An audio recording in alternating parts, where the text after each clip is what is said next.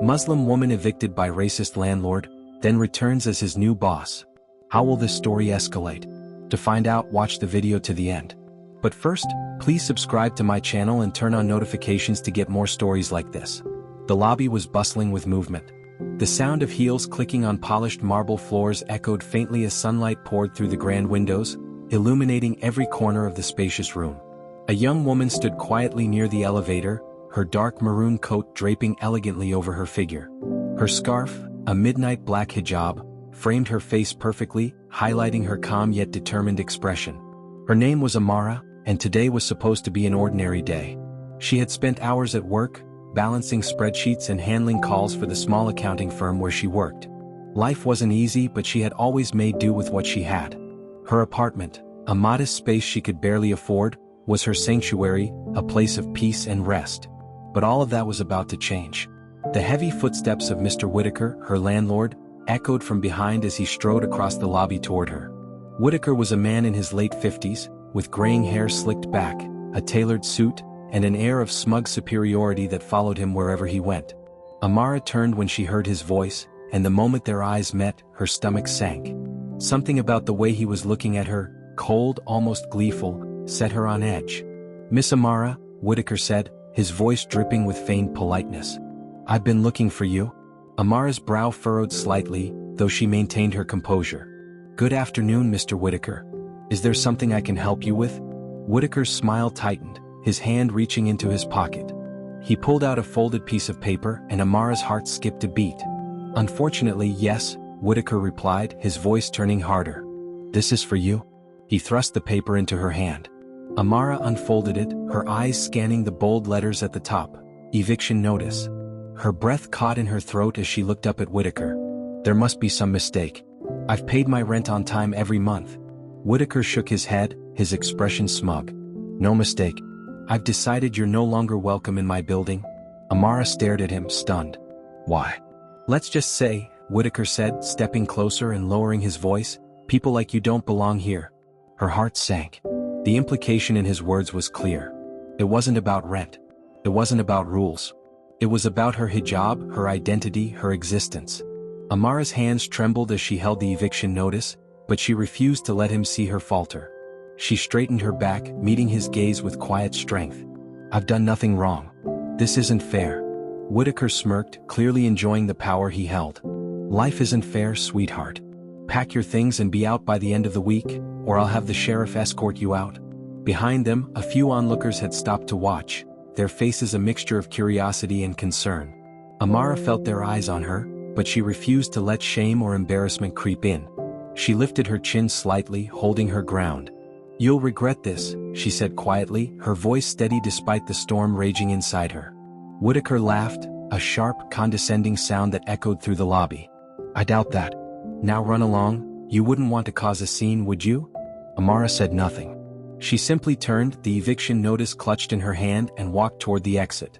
Her steps were slow, deliberate, as if each one was a promise to herself. Outside the building, the cold wind nipped at her cheeks as Amara stood on the sidewalk, her mind racing. She glanced back at the apartment complex she had called home for the past 3 years. Whitaker's smug face flashed through her mind, and for the first time, a spark of anger flickered within her. "People like you don't belong here."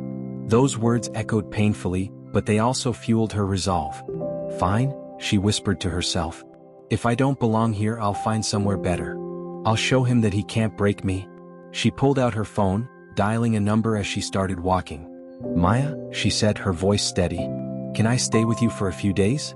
Something happened. Her best friend's voice was full of concern. "Of course, Amara. Come over right now." "What's going on?" Amara exhaled, her steps quickening. "I'll tell you when I get there. But I promise you this, I'm not going to let this beat me." As she hung up, she gripped the eviction notice tighter, her eyes narrowing with determination. Whitaker had underestimated her. He had thought she would shrink under the weight of his prejudice. But he was wrong. Amara had faced struggles her entire life, and each time she had risen stronger than before. This time would be no different. Amara sat on the edge of Maya's couch, the eviction notice resting in her lap. Her best friend sat across from her, concern etched across her face as she listened to Amara recount what had happened. "That man is a monster," Maya said, her voice tight with anger. Evicting you just because of who you are? How is that even legal? Amara exhaled slowly, shaking her head. It's not. But he knows that fighting it would take time and money, things I don't have right now. Maya leaned forward, placing a reassuring hand on Amara's arm. You're staying here as long as you need to. We'll figure this out together, okay? Amara managed a small smile, though the weight of the day still sat heavily on her shoulders. Thank you, Maya. I don't know what I'd do without you. Maya grinned, trying to lighten the mood. You'd still be unstoppable, you just wouldn't know it yet. Amara chuckled softly, grateful for her friend's support. But deep down, something stronger was stirring inside her.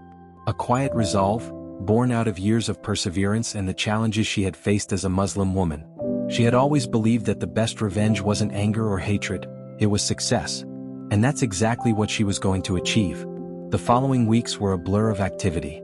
Amara threw herself into her work, determined to rebuild what Whitaker had tried to take from her. During the day, she worked tirelessly at the accounting firm, taking on extra projects and proving her value. Her colleagues admired her focus and dedication, but few knew the fire that was driving her. At night, Amara studied. She had always dreamed of advancing her career, of doing something greater, and now was her chance. She spent hours reading books on business management, finance, and property ownership. She took online courses, saved every penny, and started developing a plan. This is insane, Maya said one evening, watching Amara surrounded by textbooks and notepads. You're working yourself to the bone? Amara looked up, her expression calm but determined. I have to, Maya. I won't let what happened define me. I'm going to build a life where no one like Whitaker can ever have that kind of power over me again. Maya nodded slowly, her eyes soft with admiration. You're amazing, you know that? Amara smiled faintly, but she didn't stop writing. Not yet. But I will be. A new opportunity. Months turned into years and Amara's efforts began to pay off. She rose quickly at the accounting firm, earning promotions and the respect of her peers. Clients trusted her with their finances, impressed by her intelligence and integrity. One day, Amara's boss, Mr. Patel, called her into his office. He was a kind, sharp-eyed man in his 60s who had mentored Amara since she joined the company. Amara, he said warmly, gesturing for her to sit. I've been watching your progress these past few years, and I have to say, I'm proud of what you've accomplished. Thank you, sir, Amara replied, her heart swelling with pride. Mr. Patel leaned forward, his expression thoughtful. I have an opportunity that I think you'll be interested in. A real estate investment firm I know is looking for someone to manage one of their new acquisitions, a large apartment complex downtown. They need someone sharp, reliable, and fair to take over operations. Amara's breath caught as she processed his words. You think I'm the right person for the job? Mr. Patel smiled. I know you are. You've proven yourself time and time again. If you're interested, I'll recommend you for the position. Amara sat quietly for a moment, her mind racing. This was the opportunity she had been waiting for, the chance to prove herself on a bigger stage. And she knew exactly how she would make the most of it. I'm interested, she said firmly. Thank you for believing in me. The return. A month later, Amara stood in the lobby of a familiar building. The marble floors gleamed beneath her heels, and sunlight streamed through the tall windows, just as it had that day so many years ago. Only this time, Amara wasn't there as a tenant. She was there as the new property manager, the boss who would oversee the building and everyone who worked in it. The moment was surreal, but Amara didn't let herself get lost in it. She had worked hard to get here and now she had a job to do. She stepped forward, her eyes scanning the room until they landed on a familiar figure near the reception desk. It was Whitaker, looking older now, though no less smug as he barked orders at a young employee. Amara's lips curved into a faint smile as she approached. Mr. Whitaker, she said, her voice calm and clear. Whitaker turned, clearly annoyed at being interrupted. What is it? His voice faltered when he saw her. His face paled and for a moment he looked as though he'd seen a ghost. He stammered. What are you doing here? Amara tilted her head slightly, her expression cool and composed. I'm here to start my new position as the property manager. As of today, this building is under my supervision. Whitaker's mouth opened and closed wordlessly, his face flushed with disbelief. That's impossible. This is my building. Not anymore, Amara replied calmly. The investment firm that owns this property has placed me in charge. I'll be overseeing everything, including you. The color drained from Whitaker's face as the realization sank in. He looked around as if expecting someone to step in and say this was all a joke. But no one did. The employees at the reception desk watched silently, their expressions a mix of shock and quiet satisfaction. "You can't do this," Whitaker said, his voice rising with panic. "You don't belong here." Amara's expression didn't waver. "I heard you say that once before, Mr. Whitaker. But it seems life has a way of proving people wrong." Whitaker took a step back, clearly at a loss for words. For the first time, the power he had wielded for so long had slipped through his fingers. Amara continued, her tone even but firm. "This building will now be run with fairness, respect, and integrity. The days of discrimination and prejudice are over. If you can't uphold those values, I'll have no choice but to replace you." Whitaker stared at her, his face red with anger and humiliation. "You can't treat me like this." Amara met his gaze, her voice soft but unwavering. "I'm treating you better than you treated me. Consider this your opportunity to do better."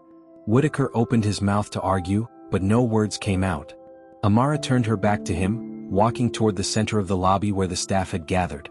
The employees of the building watched in awe as Amara addressed them, her presence commanding and confident. "As your new property manager," she said, "I'm here to make sure this building is a place where everyone feels welcome and respected. That includes you, tenants, staff, and visitors alike." A quiet cheer rose from the group and Amara smiled warmly. She glanced back at Whitaker, who stood frozen near the desk, his expression still one of disbelief. Amara knew she could have humiliated him further, could have used her new power to exact revenge.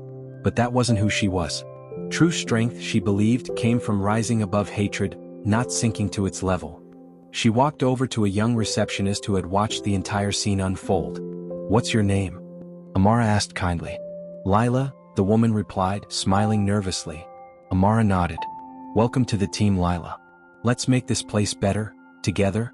Lila beamed and Amara turned back to the lobby, her heart full.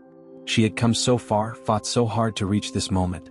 And as she stood there, surrounded by the building she now ran, Amara felt a deep, quiet satisfaction. Whitaker may have tried to tear her down, but in the end, he had only made her stronger. Amara stood in the center of the lobby as the staff began to move about, returning to their tasks, though they exchanged glances of admiration as they passed her. Whitaker lingered near the reception desk, looking like a man who had been struck by lightning. His hands trembled as he straightened his tie, trying to compose himself, but his eyes betrayed his disbelief. Amara didn't pay him any more attention. She had said what needed to be said. There was no point in wasting energy on a man who refused to change.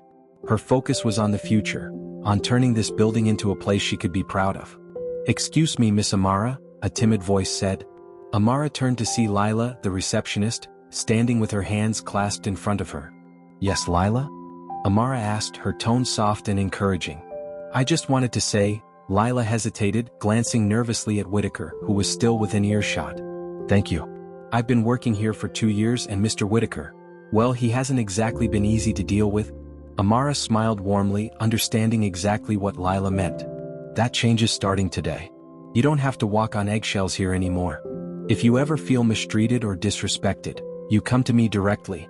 Lila's eyes lit up, and her shoulders seemed to relax for the first time. "Thank you, Miss Amara. It's nice to know someone like you is in charge." Amara nodded, offering her a small but reassuring smile. "We're a team now. Let's make this a place everyone is proud to work in."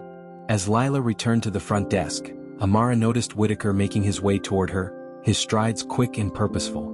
His face was still red, his expression torn between anger and forced politeness. "Miss Amara," he began, his voice strained as he tried to sound civil. "May I have a word?"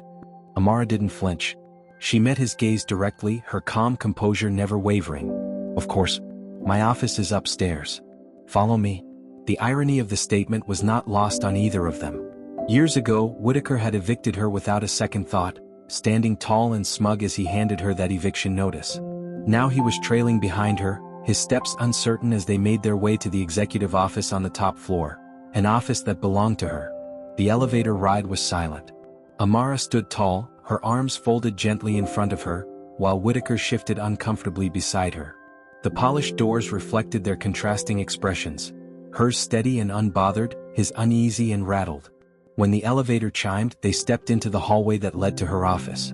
The walls were lined with framed artwork, and at the end of the corridor, double doors stood open, revealing the spacious room Amara now occupied. A wide desk sat in the center, with windows behind it offering a sweeping view of the city skyline. "Have a seat," Amara said as they entered. She gestured toward the chair in front of her desk as she made her way to her own seat. Whitaker hesitated, clearly unused to taking orders, but he finally sat down, his jaw tight as he adjusted his cuffs.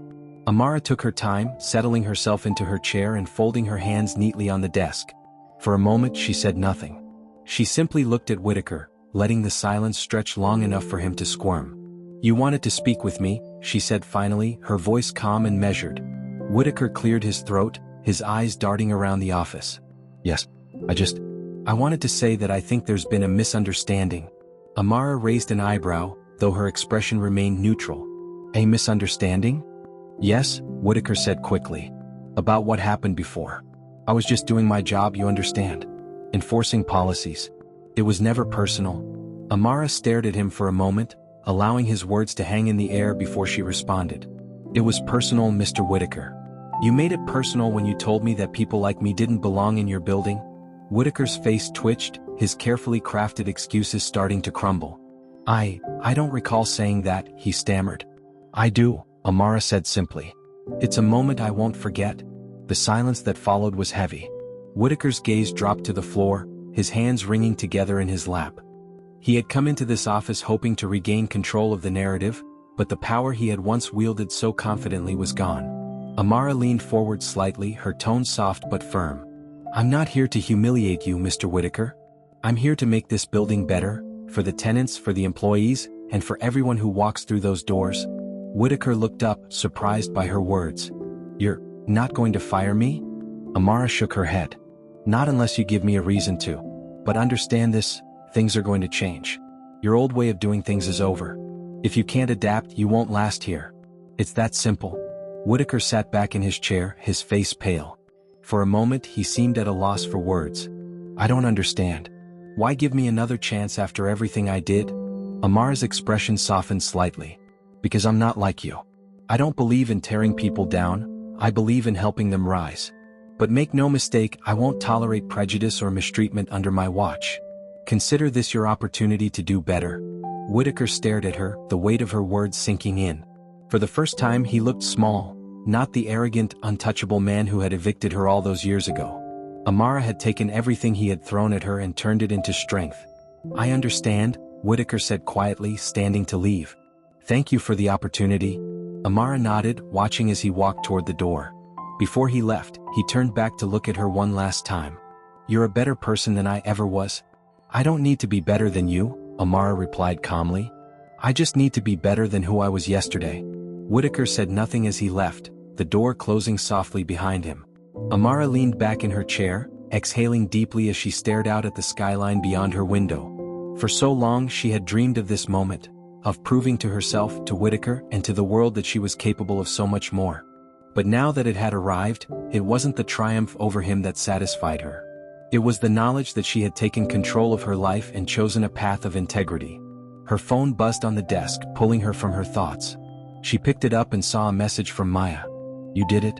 You turned the tables and stayed true to yourself. I'm so proud of you." Amara smiled, typing back a quick response. "This is just the beginning." She set the phone down and stood, walking to the window.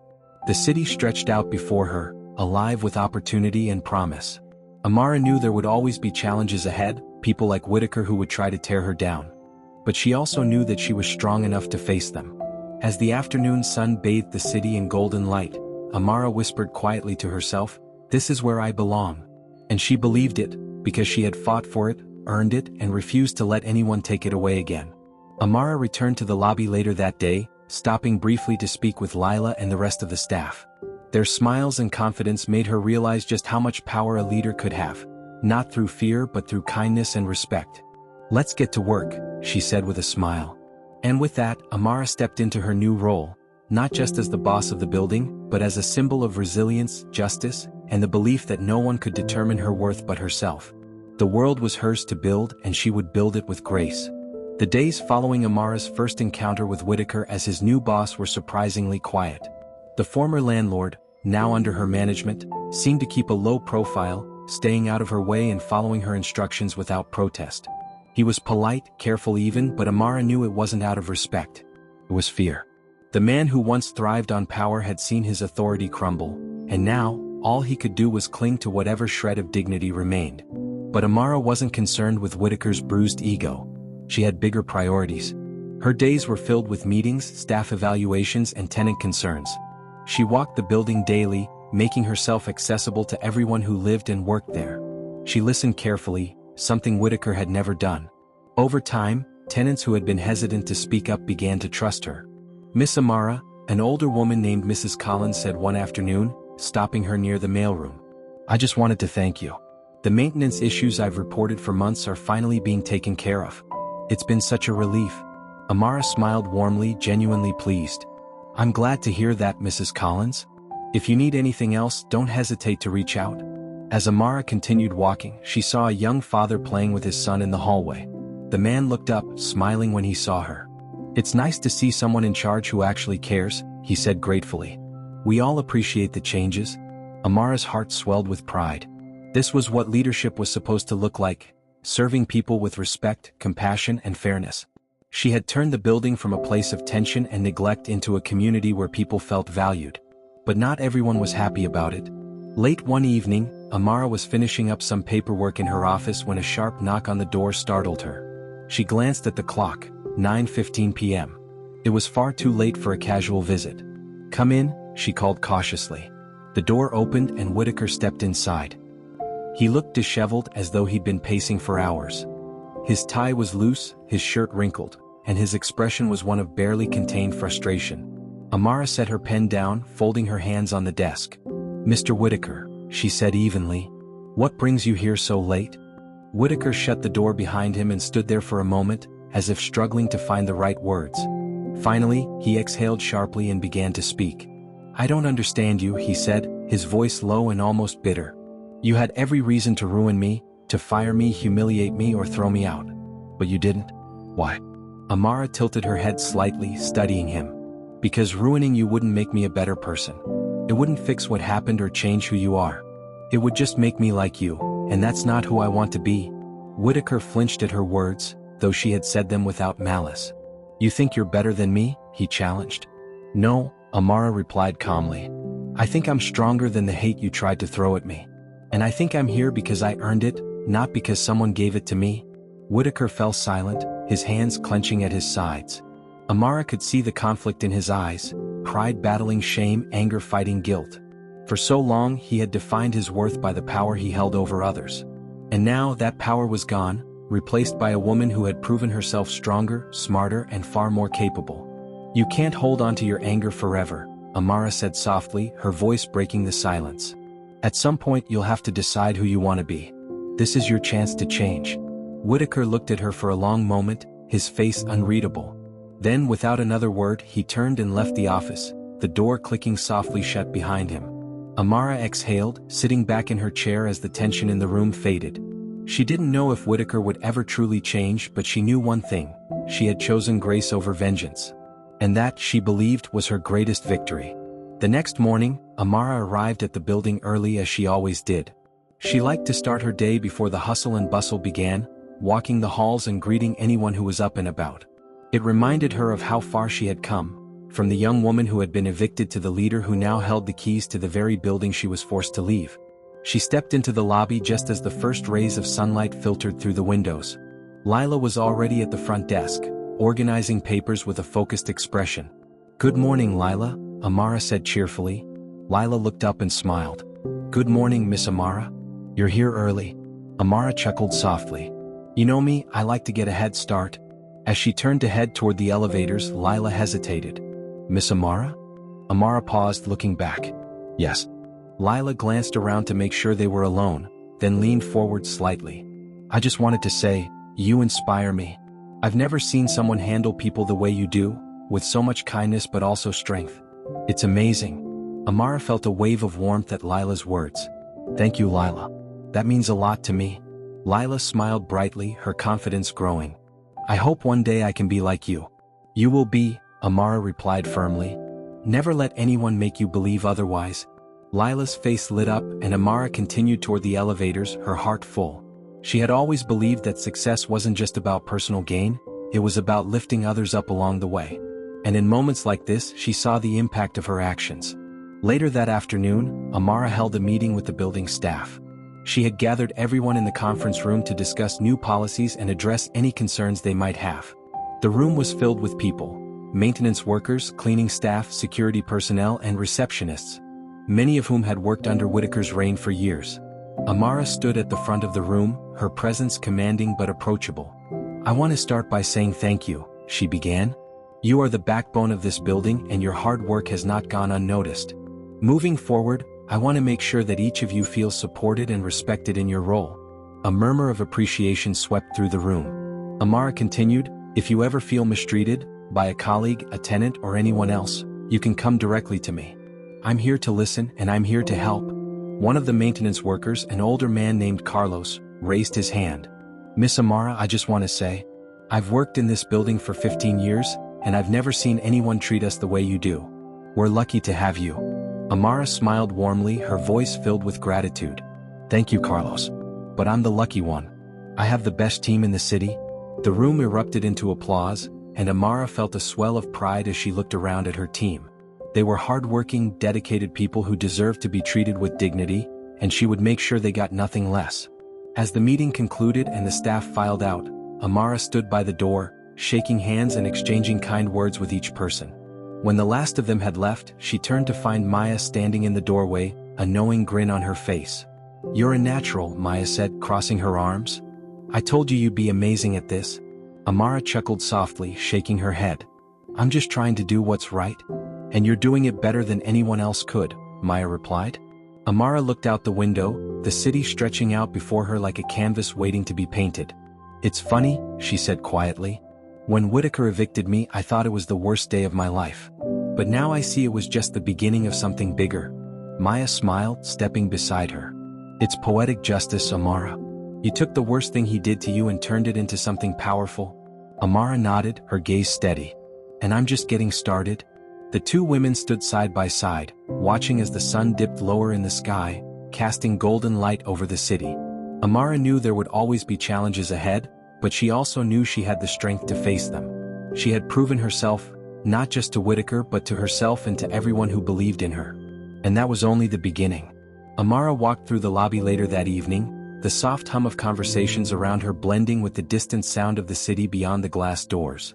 It had been a long day but a good one. She had spoken to tenants, reassured staff, and finalized plans for much-needed improvements in the building. She paused near the entrance, watching the golden glow of the sunset spill onto the marble floor. A year ago, she never would have imagined herself here, standing in a place that had once humiliated her, now as its leader. It was a strange twist of fate, one that still felt surreal. "Miss Amara?" She turned to see Carlos, the maintenance worker, approaching her with a sheepish smile. He held a small toolbox in one hand, his work uniform streaked with dust and oil. "Carlos," she said warmly, "is everything okay?" Carlos nodded quickly. "Yes, everything's fine. I just..." He hesitated, glancing around as if to make sure no one else was listening. "I wanted to thank you again for what you're doing here. Feels different now, you know? Better." Amara smiled, touched by his words. "That means a lot to me, Carlos. You've been here longer than anyone. You know this building better than I ever could." Carlos chuckled, scratching the back of his head. "Maybe so, but no one's ever listened to us the way you do. Mr. Whitaker." He trailed off, his expression darkening slightly. "Well, he never cared about us. We were just tools to him. Replaceable." Amara nodded, understanding all too well. "No one is replaceable, Carlos. Not you, not anyone who works here. This building only runs because of people like you." Carlos grinned, the lines around his eyes crinkling. "You're a good boss, Miss Amara. We're lucky to have you." Amara returned his smile. "Thank you, Carlos. But I'm the lucky one. I have a great team." Carlos gave a grateful nod and headed back to his work, leaving Amara alone once again. She watched him go, her heart swelling with pride and gratitude. Moments like this were why she worked so hard, to create an environment where people felt seen, valued, and respected. As she turned toward the glass doors to leave, she caught a glimpse of someone standing across the street. Her heart skipped a beat when she recognized Whitaker, his silhouette unmistakable in the fading light. He stood there, watching the building with an unreadable expression, his hands shoved deep into the pockets of his coat. For a brief moment, their eyes met through the glass, and Amara could see the weight of his defeat in his gaze. He looked tired, older than she remembered, as though the years of bitterness had finally caught up to him. Amara didn't flinch. She held his gaze, her expression calm and unwavering, until Whitaker turned and disappeared into the crowd. She exhaled slowly, the moment lingering with her as she stepped outside. Whitaker was no longer her concern. He was a man clinging to the past while she was focused on the future. Over the next few weeks, Amara's leadership continued to transform the building. The once neglected spaces were renovated, maintenance requests were handled promptly, and tenant complaints were addressed with care. The atmosphere had changed entirely. Where there had once been tension and resentment, there was now a sense of community and optimism. One afternoon, as Amara sat in her office reviewing paperwork, Maya burst through the door without warning. "You're not going to believe this," Maya said breathlessly, waving her phone in the air. Amara raised an eyebrow, amused. "Good afternoon to you too, Maya. What's going on?" Maya dropped into the chair across from Amara's desk, her face lit with excitement. "That video of you speaking at the tenant meeting last week? It's gone viral." Amara blinked, her pen freezing mid-signature. "What video?" Maya turned her phone around, showing Amara a video clip with thousands of views. It was footage from the staff and tenant meeting Amara had held the week before, where she had spoken passionately about fairness, respect, and building a community. Someone had recorded her speech and posted it online, and now it was spreading like wildfire. Amara stared at the screen, stunned. "I didn't know anyone was recording." Maya grinned. "Well, they were. And people are loving it. Listen to these comments. Finally, a leader who actually cares. This woman is amazing. We need more people like Amara in charge." Amara shook her head in disbelief, a small smile tugging at her lips. "I wasn't trying to go viral, Maya. I was just doing my job. And that's exactly why people are responding to it," Maya said, leaning forward. "You're authentic. You're not doing this for show. You actually care and people can see that." Amara sighed, setting the phone down. "It's not about me, Maya. It's about the people who live and work here. They deserve better. And you're giving it to them," Maya said firmly. "You're proving that leadership can be about kindness and strength at the same time." Amara smiled faintly, her heart full. "I hope so." As the days turned into weeks, Amara's reputation continued to grow. People from other properties began reaching out, asking for advice on how to improve their buildings and build stronger communities. Local newspapers wrote stories about her, highlighting her journey from tenant to leader. Her name became synonymous with resilience, integrity, and compassion. But for Amara, none of that mattered as much as the impact she was having on the people around her. One evening, as she walked through the building, she stopped outside an apartment where two young children were playing. Their laughter echoed through the hallway, bright and joyful. The door opened and their mother, a woman named Amina, stepped out, smiling when she saw Amara. "Good evening, Miss Amara," she said warmly. "Good evening, Amina," Amara replied. "How's everything going?" Amina nodded, her smile soft. "Better than ever. My kids are happy, the apartment feels safe, and for the first time in years, I don't worry about whether we belong here." Amara's chest tightened with emotion. "I'm glad to hear that. You and your family deserve to feel at home." Amina reached out, placing a hand on Amara's arm. "You've made that possible. Thank you." Amara smiled, her voice soft. "It's my privilege." As Amina returned to her apartment, Amara stood there for a moment, listening to the sound of laughter drifting through the door. This was what she had fought for, not revenge, not recognition, but moments like this. Whitaker had once tried to take her dignity away, but in doing so, he had given her something far greater, a purpose. Amara returned to her office late that evening, the city lights twinkling outside her window.